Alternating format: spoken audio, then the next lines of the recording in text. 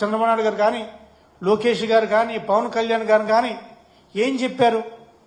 Super 6 హామీ మాది, మేము చేస్తాం, మాది బాధ్యత, సూపర్ 6 అంటే మా ప్రాధాన్యత సూపర్ 6 అని చెప్పి స్వయాన మీరు ముగ్గురు చెప్పిన మాట వాస్తవం కదా?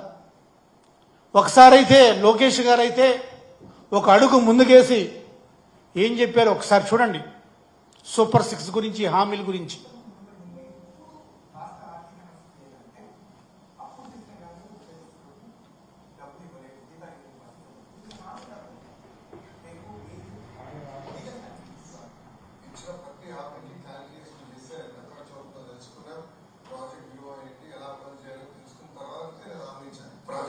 చేయకపోతే ఇదే కాలంలో నిలదీసే హక్కు కూడా కల్పించింది. ఇప్పుడు మాకెవరా సాక్షిగా ఈ 31 హామీలు అంటే ఇప్పుడు జనసేన టీడీపీ ఉభయ సంయుక్తంగా నిర్వహించే రిలీజ్ చేసే ఒక మేనిఫెస్టో ఆ అంశాన్ని పొందుపరుస్తారు. నాకు ఇప్పుడు సూపర్ 6 మేనిఫెస్టో వెయిట్ చేయాలి. ఇది మా అష్యూరెన్స్, పూర్తి చేస్తానని నేను చెప్తున్నాను. కెమెరాలని రికార్డ్ చేసుకుని ఇచ్చిన 31 హామీలు తప్పనిసరిగా మేము అమలు చేస్తాం. అది తప్పకుండా అమలు చేస్తాం. స్పష్టమైన అవగాహన ఉంది, లెక్కలు ఉన్నాయి. ఏ హామీకి ఎంత అవుతుందో, ఎంత ఖర్చు అవుతుందో మా దగ్గర లెక్కలు వేసుకున్న తర్వాతే మేము హామీ ఇచ్చినని చెప్పిన మాట. ఇప్పుడు ఏం చెప్తున్నారు?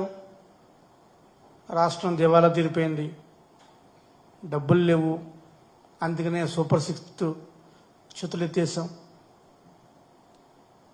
ఇటువంటి మాటలక, ఇటువంటి అబద్ధాలక ప్రభుత్వం మిమ్మల్ని ఎన్నుకుంది?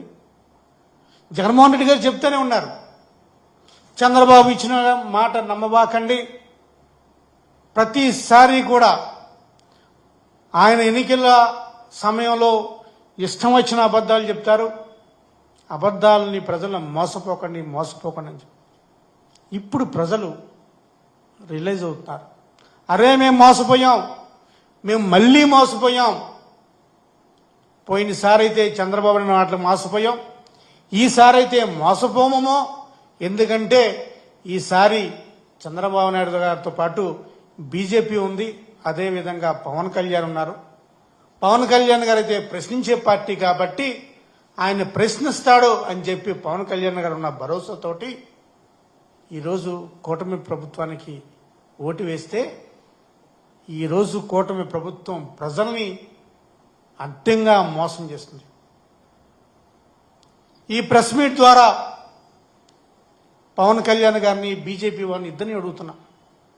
పవన్ కళ్యాణ్ గారిని, అయ్యా మీరు ప్రశ్నించే పార్టీ కాబట్టి, ప్రశ్నలతో పుట్టిన పార్టీ కాబట్టి, మీరు ఎవరినైనా ప్రశ్నిస్తారు కాబట్టి, మీ సమక్షంలో మీరు కూడా అనేక సార్లు సూపర్ 6 గురించి చెప్పారు. దయచేసి ఈ సూపర్ 6ని ఎప్పటి నుంచి అమలు చేస్తారు? అసలు అమలు చేసే ఉద్దేశం ఉందా లేదా? ఆయనేమో అమలు చేయనంటున్నారు, అమలు చేయలేనంటున్నారు. ఇప్పటికన్నా మీరు చంద్రబాబు గారిని మీరు ప్రశ్నిస్తారా లేదని చెప్పి పవన్ కళ్యాణ్ అడుగుతున్నాను. ఇక బీజేపీని అడుగుతున్నాను.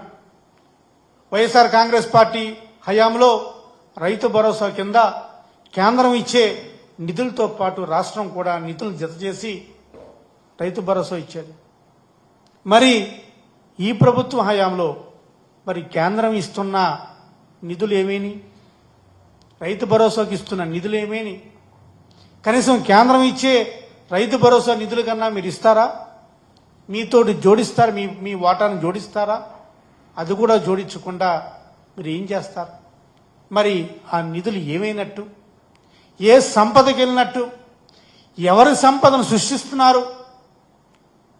ఇవన్నిటికీ కూడా చంద్రబాబు నాయుడు గారు, ఈ కూటమి ప్రభుత్వం నాయకులు సమాధానం చెప్పాలని చెప్పి కోరుకుంటూ, వీళ్ళు చెప్పే అబద్ధపు హామీలు,